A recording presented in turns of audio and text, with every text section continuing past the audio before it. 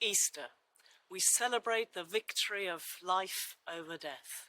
We rejoice in the gardens and parks spring back into life. But what did the first resurrection actually look like? Well, no one knows, and it's not described in the Bible. What is described is how people encounter the risen Jesus, and what a variety of Easter experiences our Gospels share with us. Mary Magdalene is told she must not touch Jesus. Yes, there is something intangible about the presence of Jesus in our lives. We see that here in a painting by Graham Sutherland hanging in Chichester Cathedral. And then the story of Thomas is told. Touch here, says Jesus, touch my wounds from the crucifixion. Yes, and we learn there is a place for wounded people in heaven. This is an ancient painting from East Anglia, from a 12th century Vita Christi. And Peter, well, he only gets it after catching an insane number of fish. Yes, sometimes God really does have to wave a very big placard in front of us to make us notice. What an amazing icon we see here, made by the Greek iconographer, Father Stamatis Skleris. The resurrection, the Easter story, is one of unique encounters.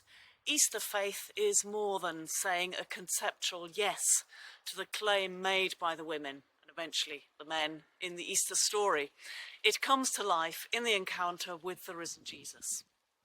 Sometimes, on our travels through life, we can feel so despondent, like the disciples on the Emmaus Road, so despondent that we are not able to express even some remnants of our faith, let alone perceive Jesus walking alongside us. And there was the way only he would break bread.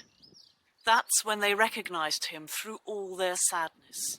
Here's an 18th century painting of Francesco de Mura. Look at the surprise of the disciples. They recognized him. And then what happens?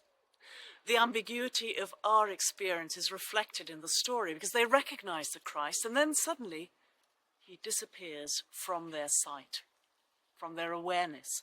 And the same thing happens again and again for us. Sometimes we see, and often only for a brief moment, and then our perception fails us again.